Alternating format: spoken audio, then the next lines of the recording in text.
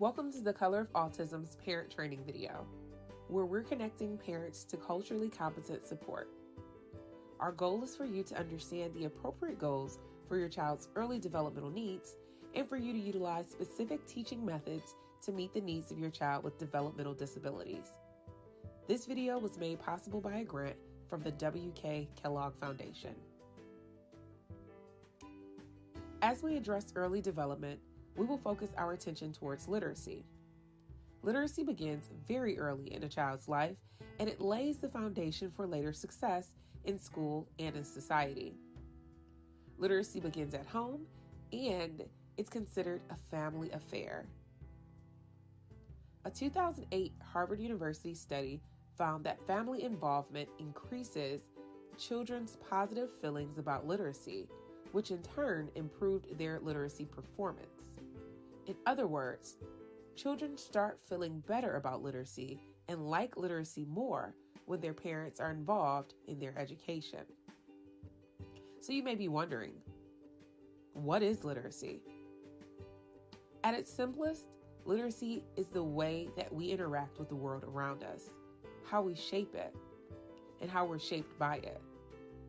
By a more mainstream definition, it is how we communicate with others via reading and writing, but also by speaking and listening. The National Early Literacy Panel found that the three foundational areas of literacy are oral language, phonological processing, and print awareness. These are predictive of how well your children will learn to read.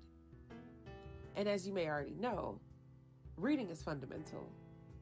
Let's discuss each foundational area and how you can actively assist in laying this foundation for your child's early developmental needs. First up is oral language. Oral language begins with cooing. This is your baby's first sound production besides crying. It usually occurs between 6 to 8 weeks of age. Though oral language is mainly thought to be associated with vocabulary, some significant speech and language milestones you should consider are: by the end of 3 months, your child might smile when you appear, seem to recognize your voice, cry for different needs, and they smile when they're spoken to. By the end of 6 months, your child might move his or her eyes in the direction of sounds, pay attention to music, respond to changes in the tone of your voice, make gurgling sounds when playing with you or left alone. By the end of 12 months, your child might try imitating speech sounds, say a few words like dada, mama, or uh-oh, understand simple instructions such as come here, turn and look in the directions of sounds, and recognize words for common items like shoe. By the end of 18 months, your child might say as many as 10 words, follow simple directions accompanied by gestures, and recognize names of familiar people, objects, and body parts. By the end of 24 months, your child might use simple phrases such as more milk, ask 1 to 2 word questions like go bye-bye, speak about 50 words or more, follow simple commands, and understand simple questions. Your child will learn by absorbing information through daily interactions and experiences. With that in mind, some great ways to build your child's oral language is to talk about the day's activity with your child, to build their vocabulary, and to read books with your child. When you discuss the day's activities, be sure to use common words, but also sprinkle in larger words for your child to understand or to learn, as you are your child's first teacher. When reading books with your child, be sure to use predictive books, which are books that keep you guessing through subtle hints. A few examples would be David Gets in Trouble by David Shannon, or Does a Kangaroo Have a Mother Too by Eric Carle. Also use books with rhyming words so you can encourage read-alongs and active listening. Next, you can talk with your child about the TV programs and videos you watch together. This can promote conversational turn-taking and build social confidence. Contrary to popular opinion, reading actually starts with tuning in to the sounds of spoken words. That's right. That's where phonological processing comes in. This means pulling apart words and replicating and manipulating sounds. By definition, phonological processing is the ability to recognize and work with sounds in a spoken language.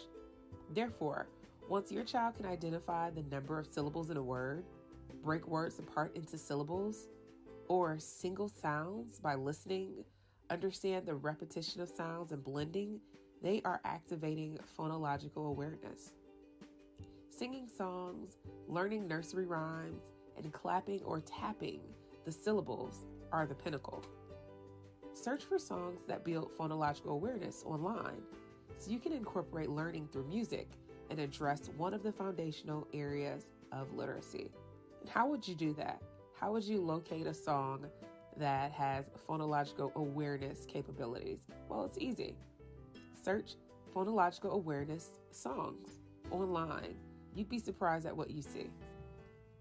Some songs you may find are Miss Mary Mac, Going on a Bear Hunt, or even Stretchy the Word Snake. Next up is print knowledge. Print knowledge is your child's earliest understanding that written language carries meaning. They should be taught the basics about books, that they are read from left to right, top to bottom, that print may be accompanied by pictures, images, or graphics, that the pages are numbered, and that the purpose of reading is to gain meaning from the text and understand ideas that words convey. You can also teach your child book-specific vocabulary like author, illustrator, book spine, pages. These words may be seamless to you, but someone had to teach you these same words too. You can practice print knowledge with your child by using oversized books. These books will draw your attention to words and letters. That way you can help your child acknowledge those words and letters. This will help your child to learn to recognize words that occur frequently, such as a, the, is, was, and you. Be sure to use your finger to track your reading motion and draw more attention to letters and punctuation marks within the story. Exposure is key. You'd be highly surprised at how much your child learned simply by watching you. Keeping books and magazines around your home is another great way that you can model expectations. Does your child see you read for pleasure or for leisure or for your occupational endeavors? These are some important questions to ask yourself as you are modeling expectations of a reader. As we recap, we've discussed 3 foundational areas of literacy: oral language, phonological processing, and print knowledge.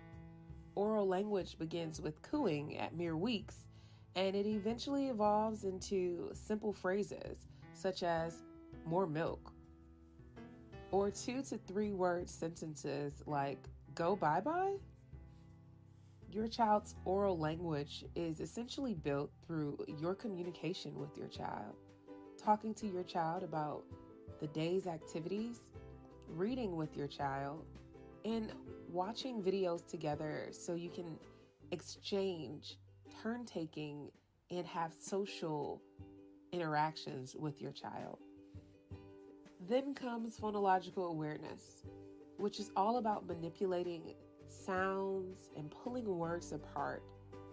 Phonological awareness is the general appreciation of how language can be divided into components. For example, we speak in sentences. Sentences can be broken down into words, words into syllables, and so on and so forth. Last but certainly not least is print knowledge, which helps children understand the relationship between spoken and written language. With print knowledge, we want to make sure that our child is able to understand where the front of the book is, where the title of the book is found, where do we begin reading a book, where is the first sentence or the first word in a book, punctuation marks, capital letters, lowercase letters, the back of the book, the spine of the book. All of these are important components of print awareness. We also discussed the importance of family involvement and how it increases children's positive feelings about literacy, which in turn improves their literacy performance. Children start feeling better about literacy, and they like literacy more when their families are involved. So jump in. You can do this by telling oral stories, true, made up, or retold, to engage your child in a different way than reading aloud. Of course, you should have books that you want to share with your child, but slowing down to read some of them a second, a third, a fourth time is totally worth it. Repeated reading alouds have so many benefits. For instance, it supports vocabulary growth, and it guides children towards deeper comprehension. You can enhance and celebrate literacy learning with videos. It's no secret that video is an engaging communication medium. So use it to reinforce literacy, because after all, literacy is the way that we interact with the world around us, how we shape it, and how we are shaped by it. It's how we communicate with others via reading, writing, speaking, and listening. Literacy is everywhere. It's important to understand that everything we do, anything we encounter, is a form of literacy. It's much more than just a text in a book or a song that we're taught to sing. It's vital to understanding and surviving in this growing world. Now, there are some parents that think their child's success in literacy solely depends on their child getting the right teacher. But success really depends on how much your child learns at home before entering school. Early and frequent experiences with books and language and speech are most critical for future success in literacy. Experiences at home essentially guide the experiences that occur within a classroom. So expand your child's opportunities at home before they enter the classroom so that they can be prepared for success. Because as we know, literacy is a key component to your child's success in school, as well as your child's success in society. Thanks for viewing the Color of Autism's parent training video, where we're connecting parents to culturally competent support. Our goal in this video is so that you understand the appropriate goals for your child's early developmental needs and for you to utilize specific teaching methods to meet the needs of your child with developmental disabilities. As we addressed early development, we focused our attention towards literacy, and now we know that literacy begins very early in your child's life. It essentially lays the foundation for later success.